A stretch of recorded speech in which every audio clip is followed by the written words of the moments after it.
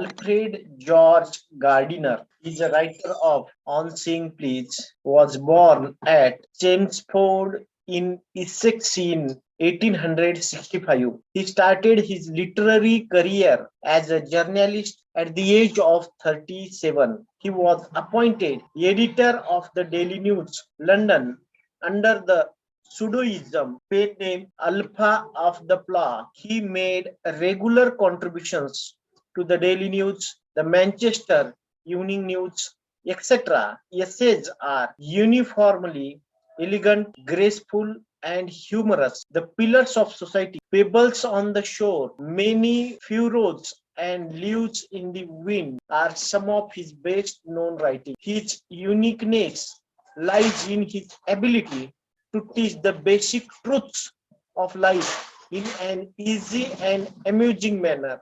He raised the question of morality in everyday life. In On Saying Please, he points out the value of good manners in social life and emphasizes the importance of courtesy and politeness in daily behavior. He shows how polite speech and manner sweeten the atmosphere around and how discourtesy and ill manners spoil our polite. म्हणजेच on saying please हे जे pros आहे तर याच्यामध्ये Alfred George Gardiner यांनी दैनंदिन जीवनामध्ये सभ्यतेचं महत्व काय आहे हे सांगितलं. म्हणजे आपण कसं वागायला पाहिजे हे जे आहे कायद्याप्रमाणे आपण वागतो, परंतु खाजगी जीवनामध्ये आपण सभ्यतेने वागलं पाहिजे याचे सर्वसाधारण काही नियम नाहीये.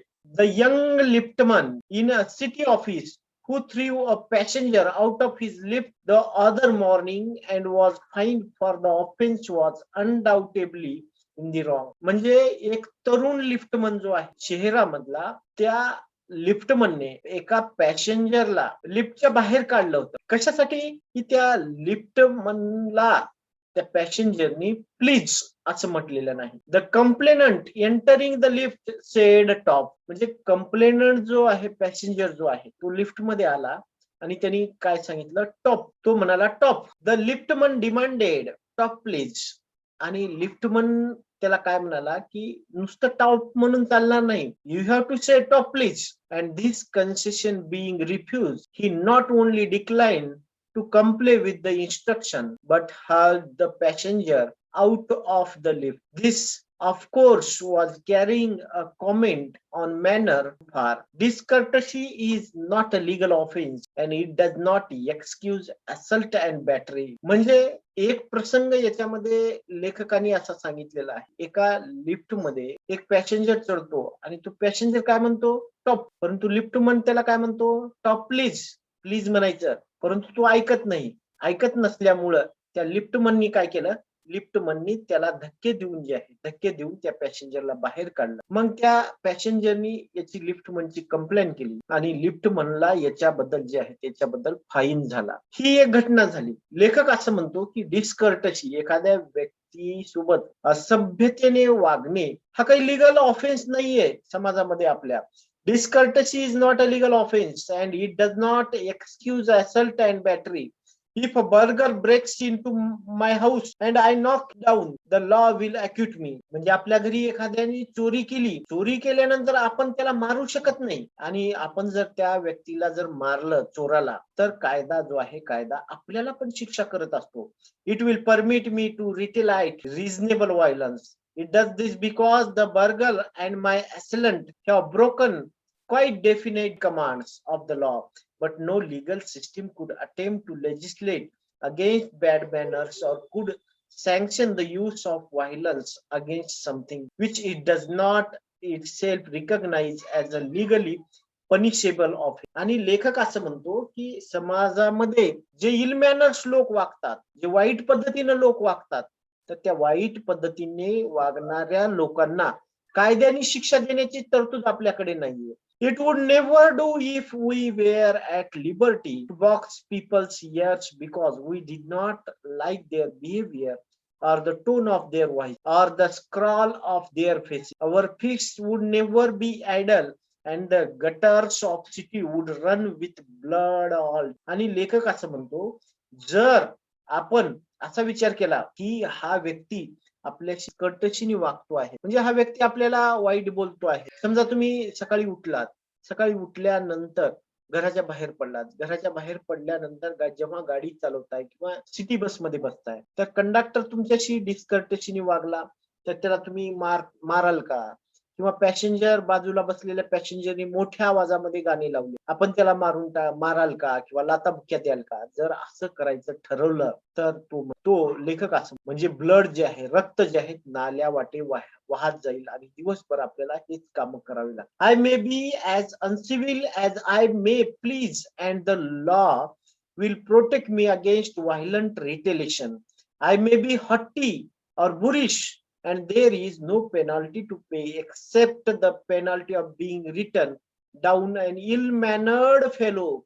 The law does not compel me to say please or to attune my voice to other people's sensibilities any more than it say that I shall not wax my mustache or dye my hair or wear wrinkles down my back. It does not recognize the laceration of our feelings as a case of compensation. There is no allowance for moral and intellectual damages in this man. लेखक असं म्हणतो की एखाद्या व्यक्तीने, आपल्या ओळखीच्या व्यक्तीने किंवा एखाद्या व्यक्तीने जर मिशा वाढवल्या किंवा एखाद्या व्यक्तीने मिशा काढल्या तर त्याच्या संबंधी काही कायद्यामध्ये प्रावधान नाही. किंवा एखाद्या व्यक्तीने जे आहेत आपले लांबलचक केस इतके वाढवले की ते केस पाठीवरती त्याच्या पडू लागले, तरी सुद्धा आपण त्याला काही म्हणजे आपल्याला जरी ते बघायला वाईट वाटत असेल तरी आपण जे आहेत आपण त्याच्यामध्ये काय. किंवा एखाद्या व्यक्तीने लांबलचक मिशा वाढवल्या, मिशा काढल्या, दाढी वाढवली, दाढी काढली, तर याच्या संबंधी सुद्धा कायद्यामध्ये काही प्रावधान नाही. This does not mean that the damages are negligible. लेखक असं म्हणतो की याचा अर्थ असा नाहीये की हे जे डॅमेजेस आहेत त्याच्याकडे जे आहे त्याच्याकडे लक्ष करून चालणं. It is probable that the liftman was much more acutely hurt by what he regarded as a slur upon his social standing, than he could have got a legal redress. The pain of a kick in the shine soon passes away, but the pain of a wound to our self-respect or our vanity may poison a whole day. लेखक असं म्हणतो त्या लिफ्टमनला भलेही एक पायावर लाथ दिली असती त्या पॅसेंजरने तरी चाललं असतं, परंतु लिफ्टमन जो आहे, लिफ्टमनला त्यांनी हर्ट केलं, म्हणजे लिफ्टमनला असं वाटत होतं की यांनी चांगलं वागायला पाहिजे माझ्यासोबत, मी भलेही लिफ्टमन असेल परंतु यांनी प्लीज स्टॉप असं म्हणायला पाहिजे, असं म्हणला नाही. हे अतिशय चुकतं आहे त्या माणसाचं असं लिफ्टमनला वाटत होतं, परंतु लेखक असं म्हणतो की तो म्हणला नाही, हा त्याचा रूडनेस आहे, म्हणजे त्याचा जो आहे स्वाभिमान लिफ्टमनचा दुखावला गेला आणि त्याच्यामुळे तो असं म्हणतो की मला मारलं तरी चाललं असतं परंतु माझा स्वाभिमान नाही दुखावला. When sir Anthony's Absolute bullied captain Absolute, the latter went out and bullied his men. Fag went out downstairs and kicked the page boy. Probably the man who said top to the liftman was really only getting back on his employer, who had not said good morning to him because he himself had been henpecked. Henpecked म्हणजे असा नवरा ज्याला त्याच्या बायकोकडून फार त्रास होतो आहे, असा हेनपेक्ड नवरा, त्याला हेनपेक्ड असं म्हणतात. म्हणजे तो असं म्हणतो की जर एखाद्या व्यक्तीने आपल्याला गुड मॉर्निंग जर म्हटलेलं नसेल तर आपण समजून घ्यायचं की त्याच्या बायकोनी त्याला भयंकर त्रास दिलेला आहे. त्याची बायको त्याला काय त्रास दिलेली आहे तर तिची स्वयंपाकीन तिच्या घरामध्ये व्यवस्थिशीर काम केलेले, स्वयंपाकीने का त्रास दिलेला असेल कारण मोलकरीण जे आहेत भांडे व्यवस्थिशीर घासलेले नसते. भांडे व्यवस्थिशीर का घासलेली नसेल कारण तिच्या नवऱ्याने तिला जे आहे तिला त्रास दिला. तिचा नवरा तिला का त्रास दिलेला असेल तर तिचा नवरा ज्या ठिकाणी कामाला जातो आहे तिथल्या त्या बॉसनी किंवा मास्टरनी त्याला चांगली वागणूक दिलेली. Means it is a chain, it is a pollution in the society. म्हणजे समाजामध्ये अशा प्रकारचे एक पोल्युशन आहे असं तो म्हणतो आणि ही पोल्युशनची प्रचंड साखळी निर्माण झालेली आहे. म्हणजे पहा उदाहरणादाखल तुम्ही जर माझ्याकडे टीचर म्हणून आलात आणि मला क्युरियोसिटीने जर म्हटलात सर सर सर मला एक असा प्रॉब्लेम, आणि मी जर तुम्हाला म्हटलं की जा रे पळ, आता प्रॉब्लेम असतो का या पिरियड मध्ये, मग तुम्हाला काय वाटेल, तुम्हाला असं वाटेल की याला जे आहे त्याला मारलं पाहिजे. कारण आपण जे आहेत आपण सभ्यतेने बोलतो आहे परंतु हा सभ्यतेने बोलत नाही, परंतु आपण त्याला मारू शकत नाही, कारण त्याचं लीगल प्रावधान जे आहे, there is no any legal provision, म्हणजे हा तर ऑफेन्स आहेच, परंतु याचं लीगल प्रोव्हिजन कुठेही नाही.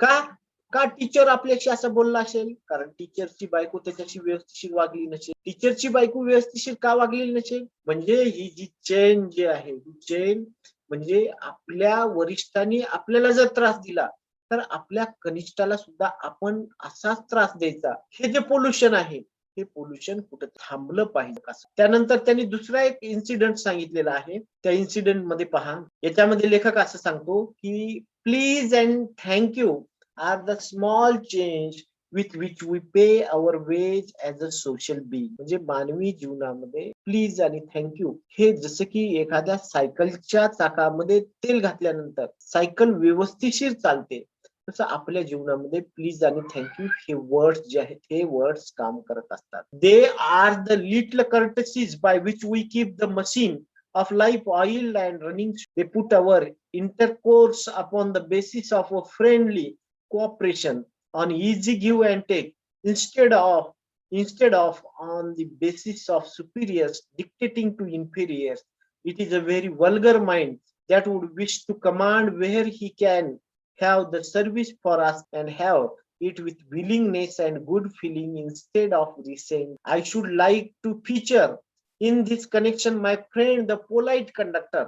आता त्यांनी एका कंडक्टरचं एक्झाम्पल या ठिकाणी दिलेलं आहे. म्हणजे तो कंडक्टर कसा होता? By this discriminating title I do not intend to suggest a rebuke to conductors generally. On the contrary, I am disposed to think that there are few classes of men who come through the ordeal of a very trying calling better than the bus conductor. आणि तो असं म्हणतो की generally conductor जे आहेत, conductor आपल्यासोबत एक natural enemy म्हणून वागत असतात, म्हणजे एक नैसर्गिक शत्रू असल्यासारखं वागतात. पहा, आपल्यासोबत आजही कंडक्टर जे आहेत अशा पद्धतीने आपल्यासोबत वागत असतात. म्हणजे आपण त्यांना साधा प्रश्न विचारला तरी ते त्याचं उत्तर जे आहे वाकड्यामध्ये देत असतात. तशाच पद्धतीचा म्हणजे हा जो कंडक्टर या गोष्टीला अपवाद आहे. एके दिवशी काय झालं, एके दिवशी हा लेखक जो आहे बसमध्ये चढला आणि बसमध्ये चढल्यानंतर त्याला असं लक्षात आलं की आपण पैसे हे विसरलेले आहे. विसरल्यानंतर मग त्याला असं वाटलं की कंडक्टरला आपण जेव्हा म्हणू की माझे पैसे विसरलेले आहेत, तेव्हा कंडक्टर आपल्याला म्हणेल की तुम्ही बसच्या खाली व्हा, कारण ही युक्ती जी आहे ती दरवेळेसची आहे असं तो म्हणेल. असं त्याला भीती वाटते. परंतु या कंडक्टरनी जे आहे, या कंडक्टरनी तसं काही म्हटलेलं नाही. हा कंडक्टर त्याला म्हणाला की ठीक आहे, तुम्ही पैसे नंतर द्या. त्याच्यामुळं या लेखकाच्या मनामध्ये एक चांगली भावना निर्माण झाली. त्या कंडक्टर विषयी अफेक्शन निर्माण झालं, त्या कंडक्टर विषयी प्रेम निर्माण झाला. मग तो कंडक्टर जो आहे, कंडक्टरचं वर्णन हा लेखक असं करतो की लहान मुलं जर असतील पॅसेंजर म्हणून, तर हा कंडक्टर त्यांच्या सोबत वयस्कर वडीलधाऱ्या माणसासारखं वागत, आणि जर वडीलधारे लोक जर पॅसेंजर म्हणून, तर त्यांच्यासोबत जे आहे त्यांच्यासोबत छोट्या मुलांसारखं किंवा त्यांच्या केअर करणाऱ्या मुलांसारखं वागत होता. म्हणजे अशा पद्धतीनं हा कंडक्टर जो आहे, कंडक्टर त्यांच्यासोबत वागत असलेलं जे आहे, वागत असलेलं उदाहरण त्यांनी दिलेलं आहे. आणि जेव्हा केव्हा लेखकाला असं वाटायचं की ही बस जी आहे, ही बस आपण चुकलेली आहे, तर तेव्हा लेखक असं म्हणायचा की तो कंडक्टर दुसऱ्या बसमध्ये असेल आणि दुसऱ्या लोकांशी चांगल्या पद्धतीने वागत असेल, की एके दिवशी चुकून जे आहे, चुकून कंडक्टरने त्याच्या पायावर पाय पडला आणि तो म्हणाला की सॉरी, मी मुद्दामहून पाय दिलेला नाही. तर लेखक त्याला म्हणाला, ठीक आहे, असे पाय पडतच असतात.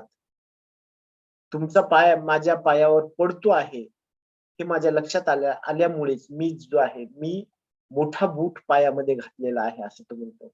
आणि मला काही फार त्रास झालेला नाही, अशा पद्धतीचं उत्तर देतो. हालाकी लेखकाला फार त्रास झालेला असतो, तरी परंतु हा त्रास तो सांगत नाहीये. अशा पद्धतीचं जे आहे कंडक्टरचं आणि त्याचं जे आहे, त्याचं एक प्रकारचं नातं चांगल्या पद्धतीनं घट्ट बनलेलं होतं असं तो सांगत असतो. तर ही स्टोरी आहे अल्फ्रेड जॉर्ज गार्डिनर यांची. याच्यामध्ये त्यांनी सभ्यतेचं महत्व सांगितलेलं आहे.